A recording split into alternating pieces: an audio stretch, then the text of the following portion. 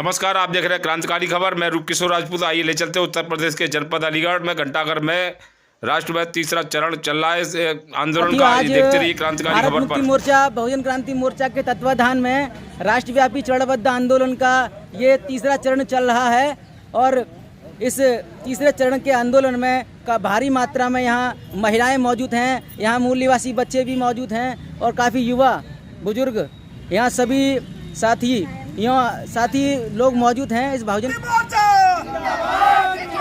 भारत मुक्ति मोर्चा मुस्लिम मोर्चा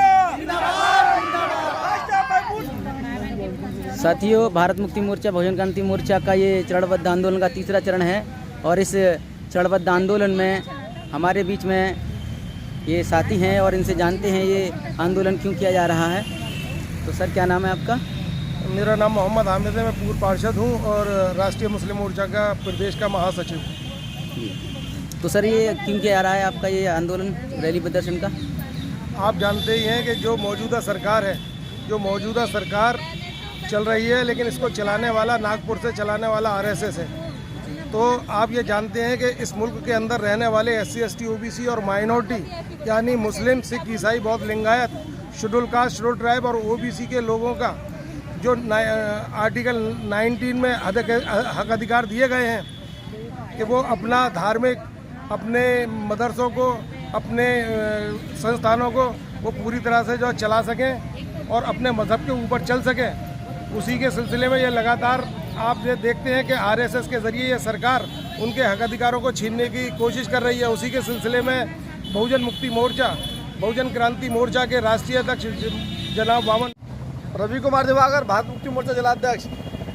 तो सर, ये आंदोलन क्यों किया जा रहा है? ये RSS को बैन करने के लिए किया जा रहा है। RSS को बैन करने के लिए क्यों? RSS तो बहुत बड़ा संगठन है और राष्ट्रवादी संगठन है। सरकारें चल रही हैं वो RSS के द्वारा चल रही है। मोहन भागवत, विदेशी ब्राह्मण इस देश की सरकारों को चला रहे हैं, जिसकी वजह से हमारे SC ST OBC और माइनॉरिटी के लोगों का जीवन दुर्लभ कर दिया है। रोजगार छीन लिए गए उनसे, समझ के कहीं पर अगर वो सच्चाई की बात रखते हैं, बातें छीन ली गई उनसे। जो है कोई यदि मूछ रख ले तो उसकी मूछ छीन ली जाती, वो मूछ के पीछे से जान से मार जाता है। बच्चा मटका छू ले तो उससे जान से मार जाता है।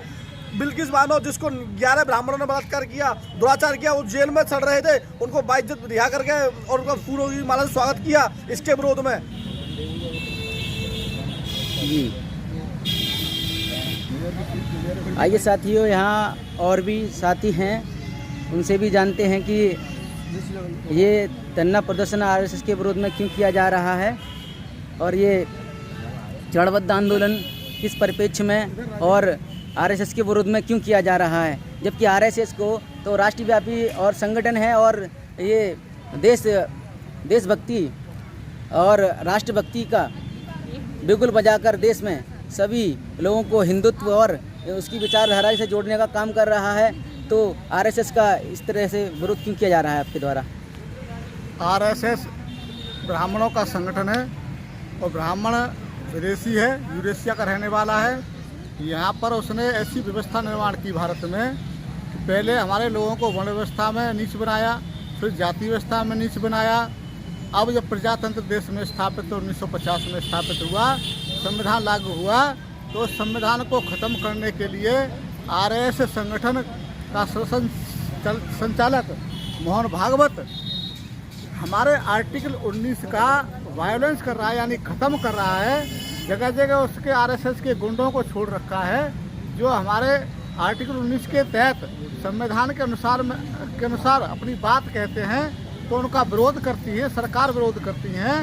तो इसके उपलक्ष्य में माननीय वामन मेश्राम साहब ने 6 अक्टूबर 2022 को नागपुर में RSS के हेडक्वार्टर को पर प्रोटेस्ट करने के लिए पूरे देश से लोगों को, अपने कार्यकर्ताओं को, पदाधिकारियों को बुलाया था।